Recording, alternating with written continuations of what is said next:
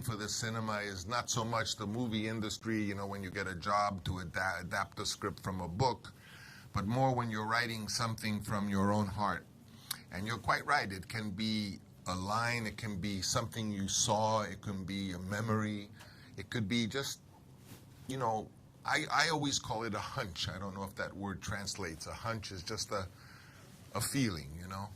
And important for me when I begin to write, I have limited talent. I don't have that kind of talent that you sometimes see your colleagues. They can just write beautiful things or draw beautiful pictures. With me, it's just work. And I choose a time of the day that I'm very happy and comfortable. For me, it's early in the morning. Because early in the morning, I'm rested, and no one has called me up yet and made me sad or started an argument or getting my emotions going on some stupid thing. So I'm really clear. And I have my room that I like, or a view out the window, and my coffee, and it's important that you're totally content and you can really focus. And then I begin to write. Sometimes I have a little idea, a little step outline, a few, one, do this, two, but I'm not too good at that. And I begin to write, and maybe, you know, I get emotional or something. So say I write 7, 8 pages that morning. Important advice is when you put the pages down, don't read them.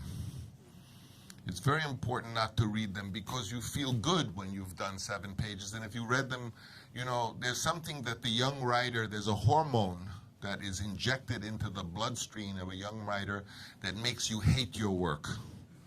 But it's artificial. So if you don't read it, you don't get that hormone, and you're happy.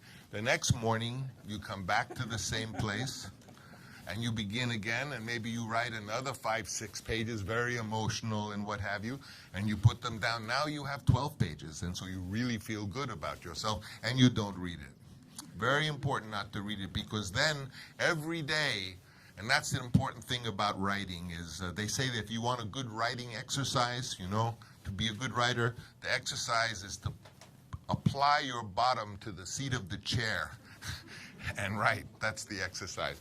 So I do that for whatever it is. The days when I was young, I used to stay up all night. I would get so excited because I can't tell you how wonderful it is to be writing something that's still in your head, that you're not reading the pages yet. And in the course of it, you know, you may make the main character. You may decide it was a man, you want it to be a woman. Don't go back and change it. Never go back. Just change it in the new pages, and so make her a woman, and you fix it later. When you're done and you have 80 or 90 pages, and every once in a while, if you feel a little lost, you can then sit down and make a little step outline, just, you know, of some steps that you, just to give you something, now that you know more about the script. Because it's true, Pirandello is true, that the characters start to take over and do things that you wouldn't expect them to do. You're almost, they become real almost. When you finish and you have the 80 or 90 or even 100 pages, then you brace yourself and you sit down and you read it all. And you will find wonderful surprises, because there will be things you hate, but there will be things you didn't even know that are wonderful. And most important, very often the first 20 pages are terrible. And it means if you had been reading it when it was only 10 pages, or you would have gone back and rewritten it and rewritten it and rewritten it, when in fact the beautiful beginning of the movie starts on page 25, and it's there.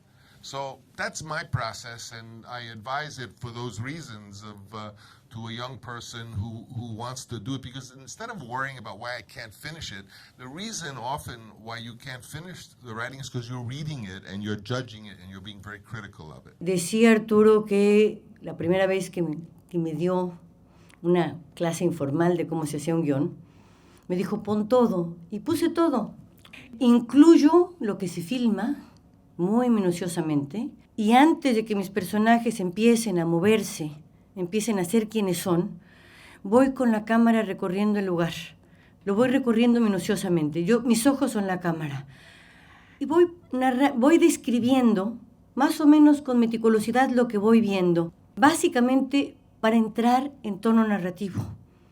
porque el cine está basado y fraguado en imágenes. Entonces son de las imágenes y del tono que me da el cuarto, la decoración del lugar, el tono que va a tener mi secuencia. Me di cuenta que para empezar a contar, la primera cosa que tenía yo que tener muy claro es qué quería contar. A mí me gusta contar cuentos. Ahora, un cuento se puede contar de 1001 maneras.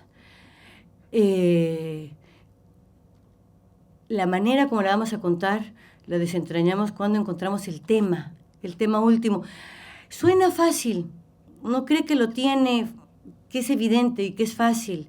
Normalmente a uno le encanta una historia y le encanta, se imagina una o dos o tres imágenes.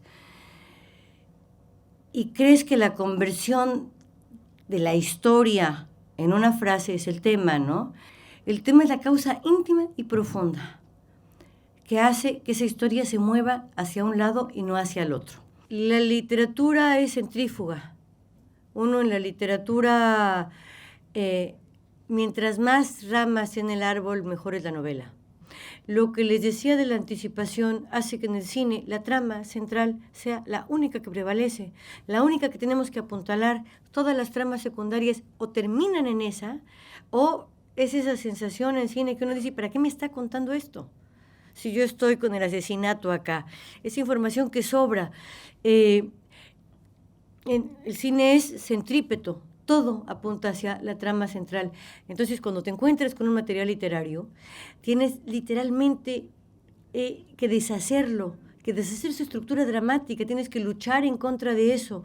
Y es muy difícil, es muy complejo. Hay veces que realmente, hay veces que no hay manera, por mucho que te guste la novela, dices, ok, vamos, me doy, hasta aquí llego. Y más que un personaje es la conformación de qué es lo que importaba en esa novela. One of the first things that, of course, is very important as a writer is to have is to know your creative process and to love to write. Writing is supposed to be a joy. So you write because you love to write. You have stories that are pushing at you. You have characters that really want to get out there. So in order to be a great writer, part of what you have to learn to do is to understand your own creative process. Now, part of understanding your process is to understand when the muse comes to visit you and when she doesn't. She tends to come at the times you often don't want her to come, such as 2 in the morning.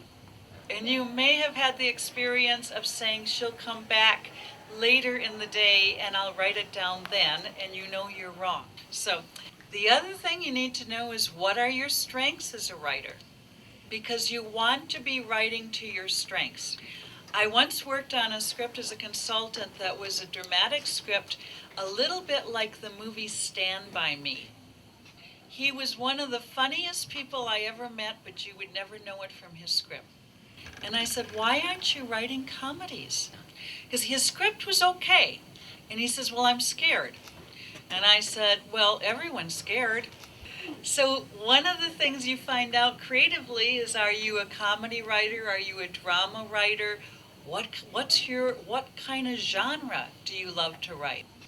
Do you write quirky characters? Do you write tender characters? Do you write bad characters? Do you write good characters?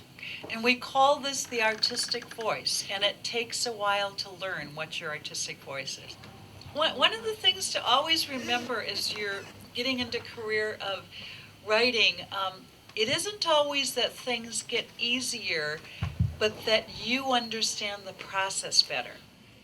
And so you don't get upset as much. Now, another thing one learns about writing is that writing is rewriting. First of all is that the first draft is usually pretty bad. And I suggest that when people write, that you let it flow and you do not evaluate your work too quickly. So that the next draft is that you start asking yourself, where does this work really soar? Where is it doing fairly well? In fact, I suggest that you ask not where are the problems, but you ask, where does it work? Because if you only look at the part that doesn't work, you might end up that most of it doesn't work and you will be very demoralized. And it's always hard to know how long it will take to write and rewrite because everyone's process is different. And a good answer is it takes as long as it takes. Now, once you, of course, finish and you've written and you've rewritten and rewritten some more, then, of course, you hope that somebody buys your script. Now, if you're lucky, of course, somebody offers you money to write a script before you've even written it. But then, of course, you're terrified because you don't know whether you can do it or not. And if you write the script and you try to sell it, you're going to be terrified about whether you can sell it or not. So one of the important things in the whole process is to know that terror is part of it. Now, the marketing and the business side of screenwriting is usually a side that most writers do not like. Because learning the business of, getting your work out there is a whole nother area to learn.